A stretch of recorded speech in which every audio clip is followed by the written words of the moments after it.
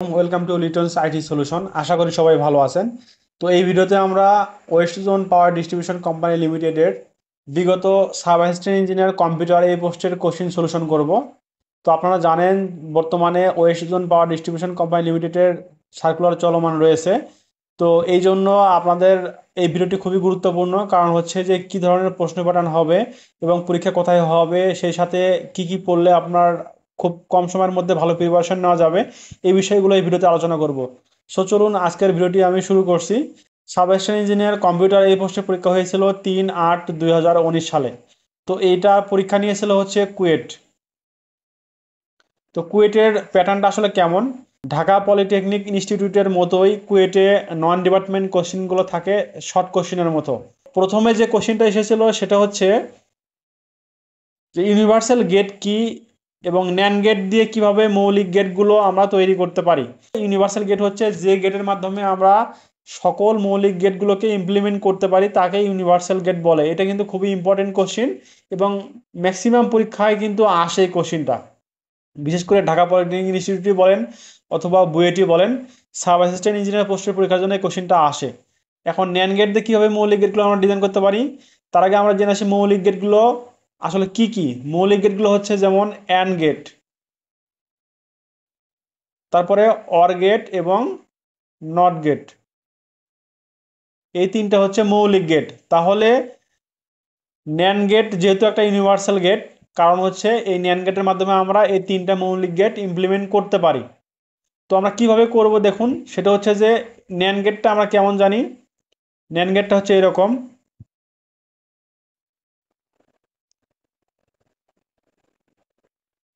এটা হচ্ছে NAND gate, এটা আমরা জেনে আসছি।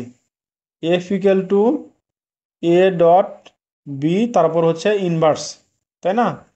অথবা আমরা কীভাবে লিখতে পারি, এ বার প্লাস বি বার, এটাও লিখতে পারি। তো এইটা হচ্ছে আমাদের ন্যান গেট। প্রথমে আমরা এটা করি, নট গেটটা করি, তাহলে আমাদের জন্য সহজ হবে। তো সকল ইউনিভার্সাল গেট যদি আমরা ইনপুট দুটাকে শর্ট করে দিই, তাহলে সেটা আমাদের নট গেট হয়ে যায়। তো এটা যেহেতু ন্যান গেট, তাহলে ন্যান গেট থেকে আমরা নট গেট কীভাবে ইমপ্লিমেন্ট করতে পারি, তো এটা হচ্ছে আমাদের ন্যান গেট, তাই না? তো এর যদি আমি এ এবং বি কে যদি আমি শর্ট করে দিয়ে একটা ইনপুট বানাই, তাহলে আলটিমেটলি এখানে এফ ইকুয়াল টু পাবো কি, এ ইনভার্স পাবো। তো এটা হচ্ছে নট গেট পেলাম আমরা ন্যান গেটের মাধ্যমে। এবার যদি আমি অ্যান্ড গেট চিন্তা করি, অ্যান্ড গেটটা কীভাবে ইমপ্লিমেন্ট করব, আমরা জানি ন্যান গেটের উল্টা কাজ করে হচ্ছে অ্যান্ড গেট। অর্থাৎ ন্যান গেটে আমরা জানতাম যে উভয় ইনপুট হাই হলে আউটপুট লো, বাকি সকল ক্ষেত্রে হাই। আর অ্যান্ড গেটে জানতাম উভয় ইনপুট হাই হলে আউটপুট হাই, বাকি সকল ক্ষেত্রে লো। সুতরাং আমরা দেখতে পাচ্ছি ন্যান গেট এবং অ্যান্ড গেট হচ্ছে দুইটা উল্টা। ঠিক এইভাবে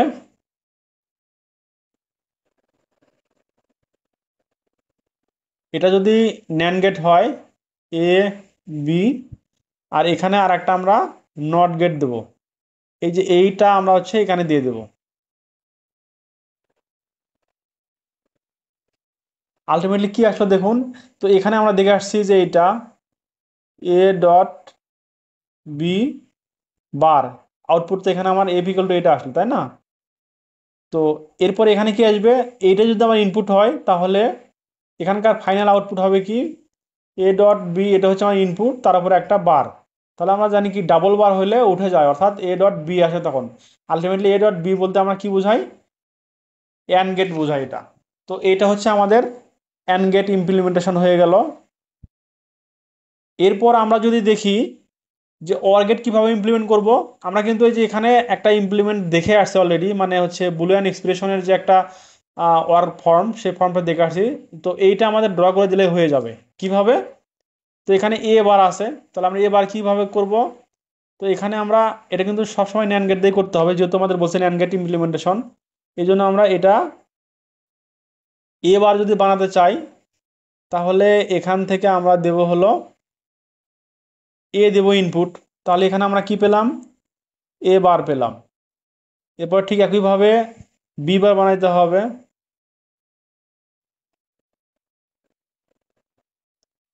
এটা ইনপুটে বি দিলাম, এখানে বি বার পেলাম। এরপর আমরা কি করব, এই যে এখানে প্লাস চিহ্ন আছে, তাই না? তাহলে এই দুটাকে আমরা কি করতে পারি, এখানে আর একটা ন্যান্ড গেটে দিতে পারি।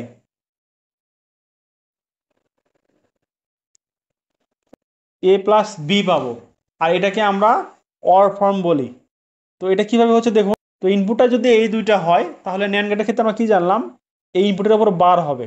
তো কিভাবে আসলো, এফ ইকুয়াল টু ইনপুট এ, এটা ইকুয়াল টু ধরে ধরে নিলাম এ, তার মানে পুরোটা মিলে হচ্ছে এ ডট, এটা হচ্ছে বি, এটা হচ্ছে আমার এর উপরে বার। তো এইটা আসবে ফাইনালি হচ্ছে আউটপুট। তো এটাকে যদি আমি সিম্পলিফাই করি তাহলে কি হবে, এ বার, এই যে এই break the bar change the sign, তাহলে এখানে এটা এটা পুরোটা মিলে তো আমি একটা জিনিস ধরছি, তাহলে এটা আসলো এরপরে প্লাস হবে, আবার বির উপরে আবার ডাবল বার হবে, আলটিমেটলি এটা ইকুয়াল টু আমরা কি লিখতে পারি, এ প্লাস বি। আশা করি বুঝতে পারছেন। তো এইভাবে যদি আপনারা বুঝে বুঝে পড়েন তাহলে আমার মনে হয় যে কখনো ভুলে যাবেন না। তো একইভাবে আমরা নর গেট দিয়েও এই মৌলিক গেটগুলোকে ইমপ্লিমেন্ট করতে পারি। তো এরপর আমরা নেক্সট কোশ্চেনটা সলিউশন করব। নেক্সট কোশ্চেনটা ছিল হচ্ছে একটা বুলিয়ান ফাংশনকে সিম্পলিফাই করতে হবে।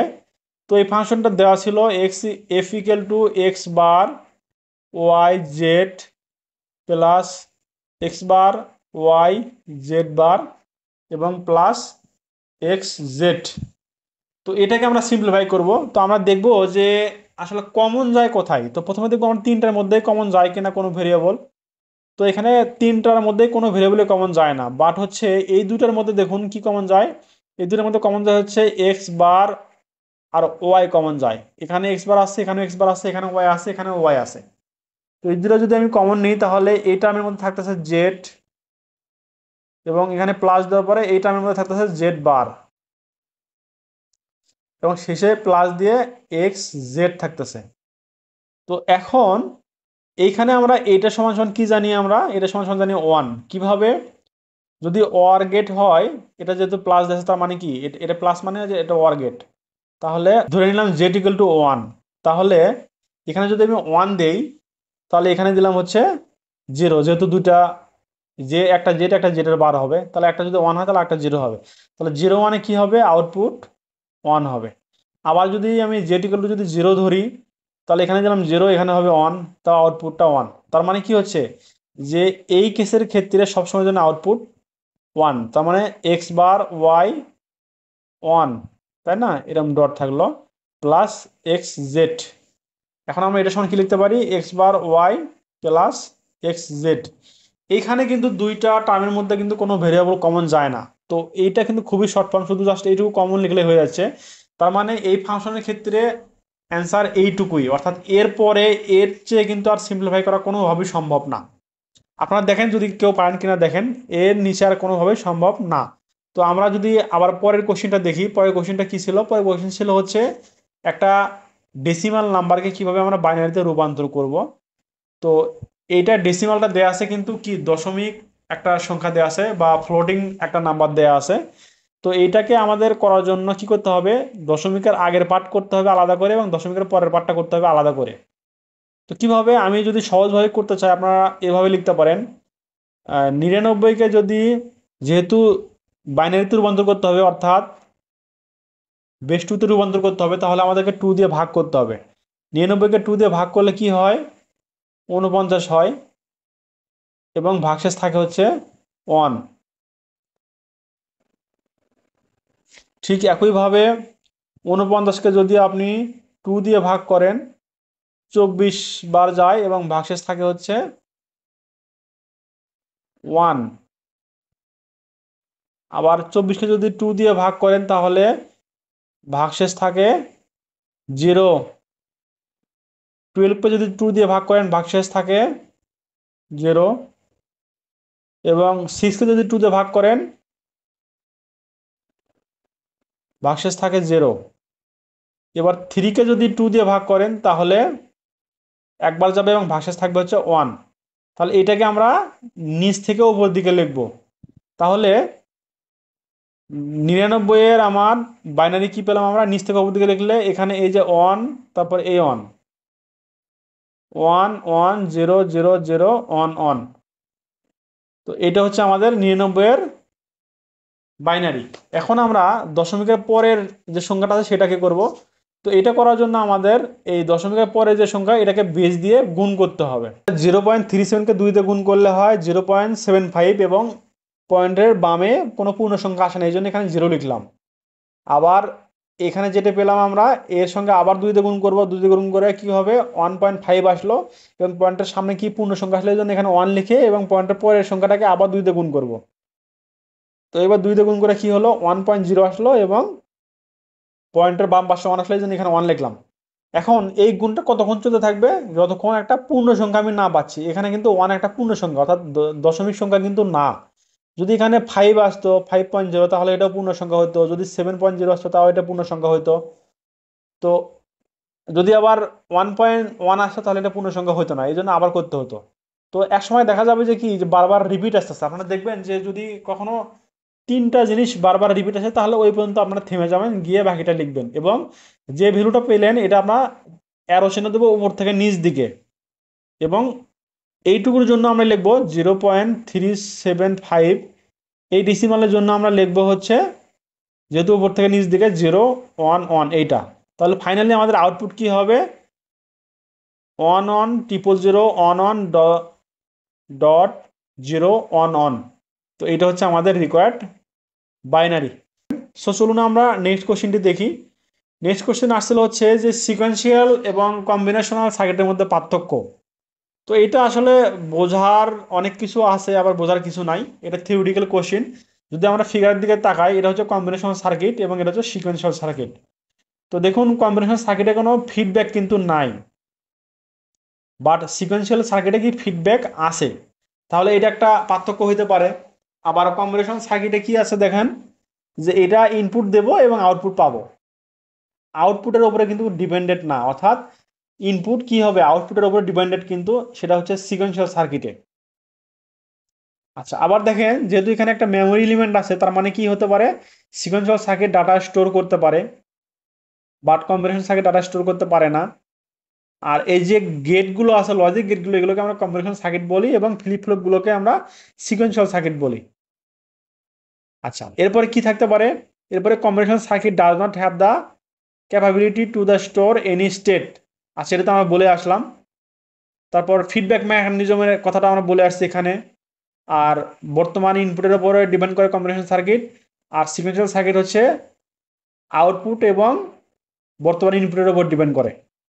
আচ্ছা এরপরে কি করছে দেখুন, এরপরে কি বলছে দেখুন, কম্বিনেশনাল সার্কিটে don't have clock, they don't require triggering.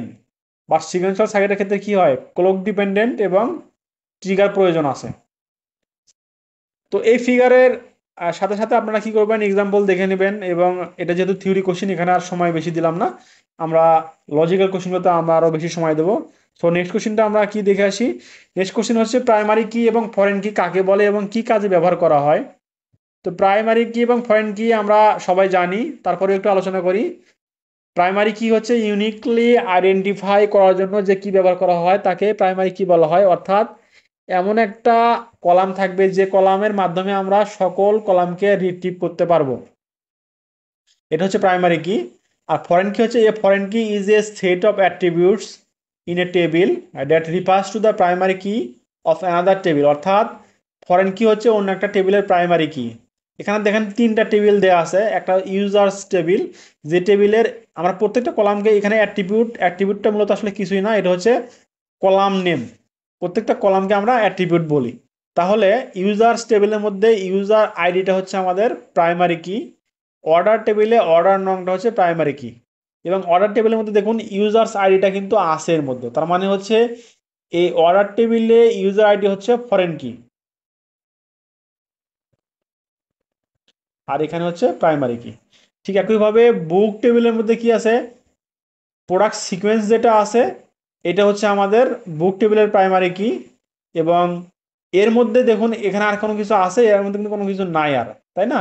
মানে আমি যদি এই বুক টেবিল থেকে এদিকে কোনো কিছু আমি যদি বের করতে চাই তাহলে এটাকে আমি পাবো, পাবো কিভাবে পাবো, এই যে দেখুন এখানকার এই যে প্রোডাক্ট সিকোয়েন্স যেটা আছে এইটা কিন্তু আবার এর মধ্যে এর থাকলেও কিন্তু এটাকে আমরা ফরেন কি বলতেছি না, কারণ কি এখানে দেখুন এই কিটা ইউনিক না, অর্থাৎ এই যে এখানে দেখেন এটা আর এটা সেম, তো এইটা যেহেতু সেম, তার মানে কি হচ্ছে আমরা এই কি দিয়ে আমরা কোনোভাবেই এই টেবিলের কোনো একটা রোকে আমরা রিপ্রেজেন্ট করতে পারবো না। সো এই প্রোডাক্ট সিকোয়েন্স যেটা আছে অর্ডার টেবিলের মধ্যে, এটা কখনো কি হতে পারে না।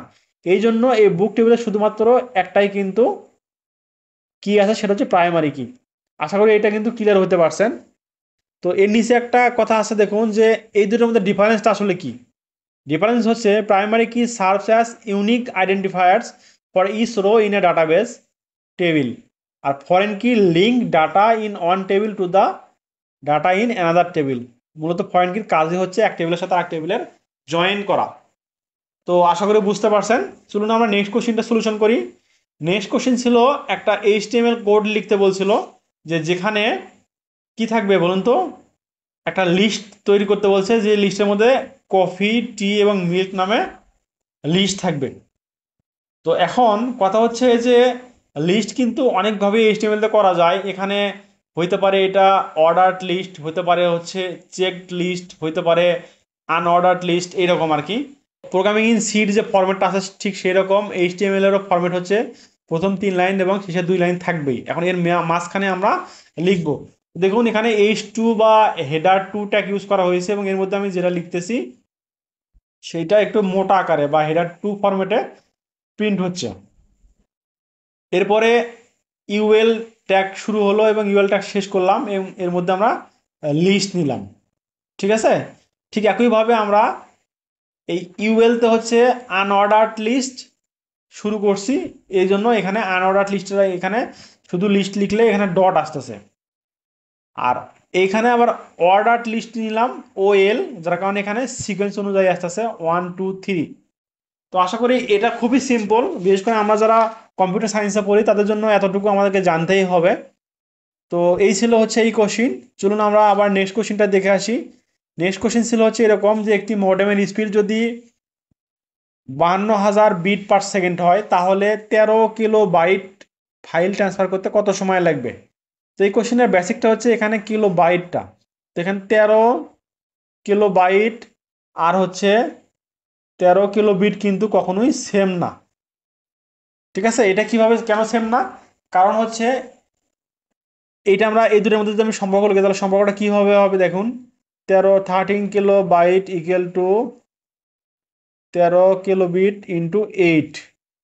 এইটা হচ্ছে সম্পর্ক। কেন সম্পর্ক এটা, কারণ ক্যাপিটাল বি মানে বাইট বোঝায়, আর স্মল বি মানে বিট বোঝায়। তাহলে এখানে বিট যদি হয়ে থাকে, তাহলে এই এর সঙ্গে আমার 8 গুণ করলে কিন্তু আমার বাইট আসবে। তো এটাই হচ্ছে এই দুটোর মধ্যে সম্পর্ক। তাহলে আমার এই ডাটাটাকে বা এই ফাইলটাকে যদি আমি এখানে যেহেতু বিট পার সেকেন্ড স্পিড দেখানো হয়েছে, তাহলে হয় এটাকে কিলো বাইটে রূপান্তর করতে হবে, না হলে এটাকে বিটে রূপান্তর করতে হবে। তাহলে এটাকে বিটে রূপান্তর করা সহজ আমাদের জন্য। সো 13 এই কিলোকে আমরা কি করবো, বিটে নিয়ে আসবো, এই জন্য 1024 দিয়ে গুণ করলাম, এবং এই বাইটকে বিটে নিয়ে আসবো, এই জন্য 8 দিয়ে গুণ করলাম। টোটাল এত বিটস হলো, এবং এই এত বিটসকে যদি আমি 52,000 দিয়ে ভাগ করি, তাহলে আমরা যেটা পাবো সেটা হচ্ছে সময়। তাহলে এইটা, এই যে 2.048 সেকেন্ড, এটা হচ্ছে সময়।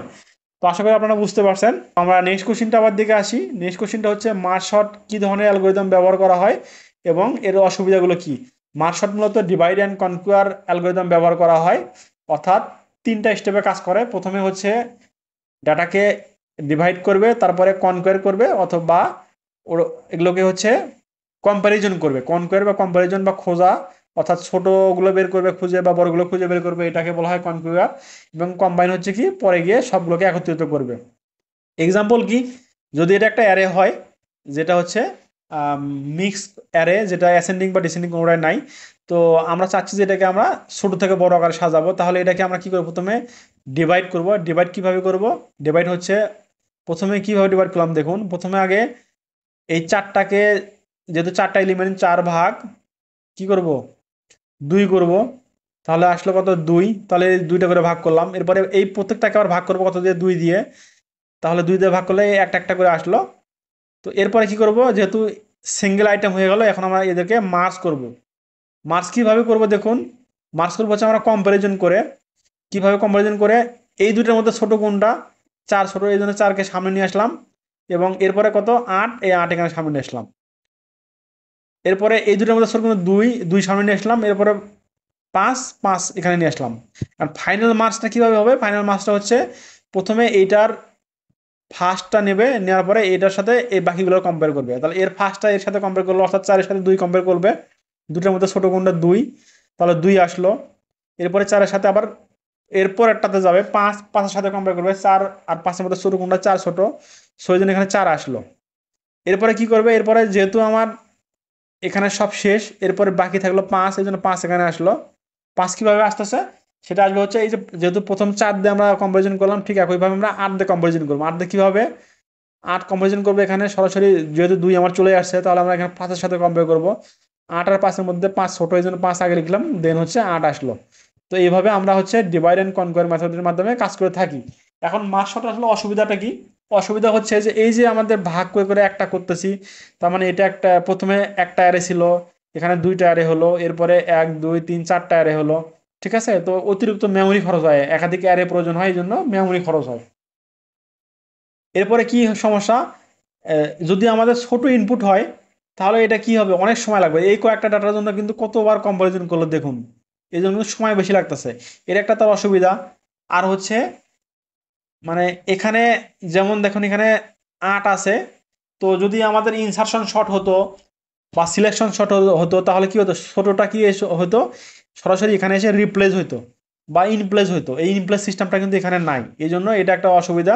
আর প্র্যাকটিক্যালি এটা যেহেতু মেমোরি খরচ বেশি হয়, এই জন্য এটাকে আমরা বাস্তবে কোনো ইমপ্লিমেন্ট দেখি না। তো এই মূলত 4টা হচ্ছে মার্ক শর্টের অসুবিধা। আশা করি আপনারা বুঝতে পারছেন। এখন চলুন আমরা নেক্সট কোশ্চেনটা দেখি। নেক্সট কোশ্চেন হচ্ছে ট্রি এবং গ্রাফের মধ্যে পার্থক্য। তো ট্রি এবং গ্রাফের মধ্যে পার্থক্য কি? এখানে যদি আমি চিন্তা করি এই রকম, এটা একটা ট্রি, আবার এটা কি ট্রি? তো ট্রি হওয়ার জন্য প্রথম শর্ত হচ্ছে কোনো সাইকেল থাকা যাবে না। যেমন এখানে সাইকেল আছে বা লুপ আছে, বাট এখানে কিন্তু লুপ নাই, এই জন্য এটাকে আমরা গ্রাফ বলি, এটাকে আমরা ট্রি বলি। এবং এটাও কিন্তু এক প্রকার গ্রাফ। গ্রাফে যে সাইকেল থাকতেই হবে বিষয়টা তা না। যার কারণে আমরা কি প্রত্যেকটা ট্রিকে গ্রাফ বলতে পারি, কিন্তু প্রত্যেকটা গ্রাফকে আমরা ট্রি বলতে পারি না। আবার কিছু পার্থক্য আছে খুবই বৈশিষ্ট্যগত পার্থক্য, যেমন হচ্ছে each node can have any number of edges. গ্রাফে একটা নোডের একাধিক নাম্বার অফ এস থাকতে পারে, বা একাধিক সংখ্যক কি থাকতে পারে, বাহু থাকতে পারে, বা কানেক্ট থাকতে পারে, বা কানেকশন থাকতে পারে। কিন্তু ট্রির ক্ষেত্রে কি হবে? n-1 পর্যন্ত এস থাকবে। যেমন এখানে দেখুন যে এখানে যদি 3টা নোড হয়, তাহলে 3 - 1 = 2, 1 2, তাহলে এই যে দুইটা এস, এই জন্য এটাকে আমরা ট্রি বলতেছি। ঠিক একইভাবে graph can be directed or undirected, বা ট্রি কিন্তু ডিরেক্টেড। এখন ট্রি যে অলওয়েজ ডিরেক্টেড, এখানে তো আমি ডিরেকশন দিলাম না। তো আলটিমেটলি ট্রিকে আমরা বোঝাই হচ্ছে টপ ডাউন বা বটম আপ। তো এটা বলতে গেলে কিন্তু কি হচ্ছে, আমাদের ডিরেকশন চলে আসতেছে। অর্থাৎ এই ট্রিকে আমরা কি বলতে পারি? যেহেতু শুরুতে রুট যদি আমি ধরি, এটাকে যদি রুট ধরি, তাহলে এটা অবশ্যই কিন্তু কি হবে? Top down tree. তো এই জন্য ট্রি হচ্ছে ডিরেক্টেড। তারপরে কি বলছে? There is no unique node call root in a graph. একটা গ্রাফে, এটা যেহেতু গ্রাফ, এখানে আমরা কোনোটাকে আমরা রুট বলতে পারতেছি না। বাট ট্রির ক্ষেত্রে আমরা কি এটাকে রুট বলতে পারতেছি, অর্থাৎ ট্রির ক্ষেত্রে অবশ্যই একটা রুট থাকবে। আর সাইকেলের কথা তো বললামই। আর গ্রাফের ক্ষেত্রে কি? It is a collection of vertex and edges. আর ট্রির ক্ষেত্রে it is a collection of nodes and edges. তো এরকম আরও পার্থক্য অনেক আপনারা লিখতে পারবেন, যেটা যেটা মনে হয় সেটা সেটা লিখবেন। আশা করি আপনারা এইটুকু বুঝতে পারছেন। সো আমরা পরের কোশ্চেনে যাই।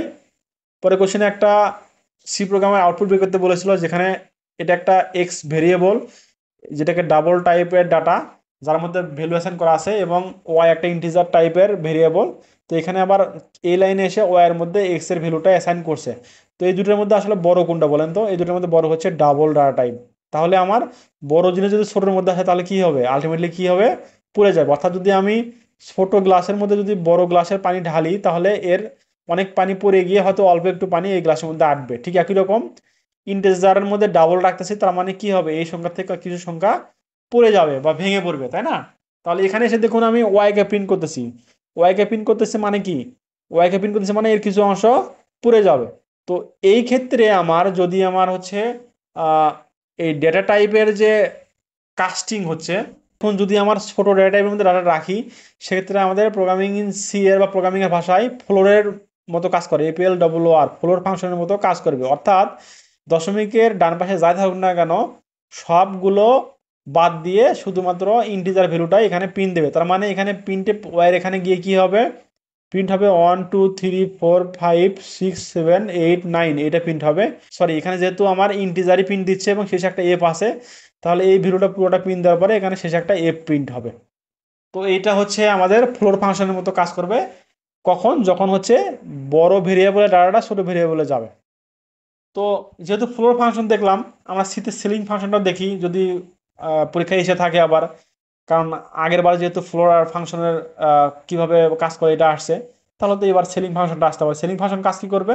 সেলিং ফাংশন হচ্ছে যে দশমিকের পরে যে সংখ্যাটাই থাকুক না কেন, সে এক বৃদ্ধি করে ইন্টিজার সংখ্যাটাকে প্রিন্ট দেবে। এখানে দেখুন যে নাম্বার ইকুয়াল টু 8.33 আছে, আর রেজাল্ট আমি ইন্টিজার টাইপের একটা রাখছি। তো সেলিং এর মধ্যে যদি আমি নাম্বারটা রেজাল্টের মধ্যে রাখি সেলিং ফাংশন দিয়ে, তাহলে এই সেলিং ফাংশন কি করবে? নাম্বার এই জিনিসটাকে সেলিং করবে কিভাবে? দশমিকের পরে যাই থাকুক না কেন, যদি শূন্য না থাকে, যে কোনো সংখ্যা থাকে, তাহলে আগের সংখ্যাটাকে এক বৃদ্ধি করে রেজাল্টের মধ্যে রাখবে। এখানে আমার কি প্রিন্ট হচ্ছে দেখুন, যে নাম্বার আর রেজাল্ট প্রিন্ট হচ্ছে। তার মানে এখানে নাম্বারের মধ্যে কি থাকবে, যেহেতু শুরুতে আছে, এই যে এই জায়গায় আছে পার্সেন্টেজ এফ দিয়ে করে রাখছি আমি এখানে, তার মানে এখানে এই ভ্যালুটাই দেখাবে, নাম্বার ভ্যালুটা দেখাবে। দেখালো ইকুয়াল টু এই যে রেজাল্ট প্রিন্ট দিচ্ছি এখানে পার্সেন্টেজ ডি, তাহলে কি আসবে এখানে? আমি বললাম কি, দশমিকের পরে জিরো ছাড়া যেটাই থাকুক না কেন, আগেরটা এক বৃদ্ধি করে প্রিন্ট হবে। তাহলে এখানে 8 আছে, তাহলে এখানে 9 হবে। তো এই হচ্ছে আউটপুট। আশা করি আপনারা ফ্লোর এবং সিলিং ফাংশনটা খুব সুন্দরভাবে বুঝতে পারছেন। তো এবার আমরা নেক্সট কোশ্চেনটা দেখি। নেক্সট কোশ্চেন ছিল এই যে এইটা, এটা কিন্তু খুবই ইম্পর্টেন্ট। এটা হচ্ছে দেখা যায় ঢাকা পলিটেকনিক ইনস্টিটিউট বা যদি নিজস্ব কোনো প্রতিষ্ঠান পরীক্ষা নেয়, অর্থাৎ যারা সার্কুলার দিয়েছে তারা যদি পরীক্ষা নেয়, তাহলে এই টাইপের কোশ্চেনগুলো বেশি এসে থাকে। তো আমি যদি ফ্লো চার্ট ড্র করি, সেক্ষেত্রে আমাদের কি করতে হবে, যে ইনপুট আউটপুট এবং প্রসেসটাকে জানতে হবে। তো আমরা জানি যে ইনপুট এবং আউটপুটকে আমরা কিভাবে লিখি, এইভাবে লিখি। এটাকে আমরা ইনপুট বা আউটপুট বলি। আর স্টার্ট লিখি বা ইন্ড লিখি, এইভাবে লিখি, তাই না? এটা হচ্ছে ইনপুট আউটপুট, এটা হচ্ছে স্টার্ট ইন্ড। আর প্রসেস লিখি হচ্ছে আয়তক্ষেত্র দিয়ে প্রসেস লিখি, আর ডিরেকশনকে আমরা অ্যারো দিয়ে লিখি। তাহলে বলছে যে সি ইকুয়াল টু হট, এটা একটু বোঝার জন্য লিখলাম আর কি। তাহলে ইনপুট কি কি হবে এখানে? এফ একটা ইনপুট হবে, তাই না? তাহলে প্রথমে ফ্লোচার্টের রুলস অনুযায়ী আমরা স্টার্ট একটা চিহ্ন দেব। এখানে গোল চিহ্নটা হবে স্টার্ট, গোল না, ফুল গোল না, তো এটা হবে হচ্ছে ওভেল। তো এর মধ্যে আমরা লিখবো স্টার্ট, START, স্টার্ট। এরপর কি করতে হবে? ইনপুট নিতে হবে, এবং এই পাশে ইনপুট কি আছে, শুধুমাত্র এফ এর মানটা ইনপুট নিলেই হয়ে যাবে। তাহলে এখান থেকে আমরা ইনপুট নেব এফ, বা রিড এফ লিখবো, RE, রিড এফ। এফকে রিড করলো, এফকে রিড করলে কি হবে? প্রসেস হবে।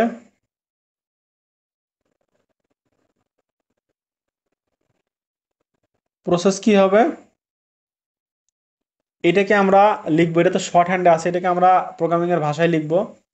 তো এই জন্য আমাদের কি করতে হবে, এই যে ফিগারটা আছে এর সঙ্গে আমি যদি নর্মালি ম্যাথমেটিক্যাল ফর্মুলা লিখি, তাহলে এখানে কি আছে? C/5 ইকুয়াল টু F-32, নিচে হচ্ছে 9। তাহলে আমরা কিভাবে লিখতে পারি? C ইকুয়াল টু F-32 এর সঙ্গে 5 ডিভাইড বাই 9। তাহলে এইটা এর মধ্যে লিখে দিলে হয়ে যাচ্ছে। তাহলে যেহেতু ইনপুট নিয়ে নিছি আমি, তাহলে এখানে লিখবেন আপনারা হচ্ছে C equal to F-32 multiple 5 divide by 9। সরাসরি এটা লিখে দিয়ে দিবেন, এবং এরপরে আমরা কি করব? আউটপুট দেবো, তাই না? আউটপুট দেওয়ার ক্ষেত্রে কি? আবার আয়তক্ষেত্র, প্রিন্ট, PRINT, প্রিন্ট সি। দেন আমাদের ফ্লোচার্টটা শেষ করতে হবে। আবার হচ্ছে কি, আপনারা আরো কিছু এক্সেপশন ট্রাই করবেন, যেমন হচ্ছে দ্বিঘাত সমীকরণটা ট্রাই করতে পারেন।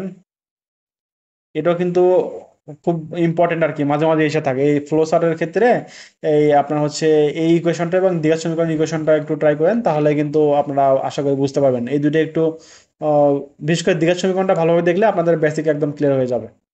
তো পরের কোশ্চেন ছিল হচ্ছে, এটা একটা পার্থক্য থিওরিটিক্যাল কোশ্চেন, যে ইউনিকোড কাকে বলে, ইউনিকোড এবং আশি কোডের মধ্যে পার্থক্য লিখুন। এটা শুধুমাত্র রিডিং আপনারা পড়লে বুঝতে পারবেন। তো পরের কোশ্চেনটা ছিল হচ্ছে, ভৌগোলিক এরিয়া অনুযায়ী নেটওয়ার্কের শ্রেণী বিভাগ লিখুন।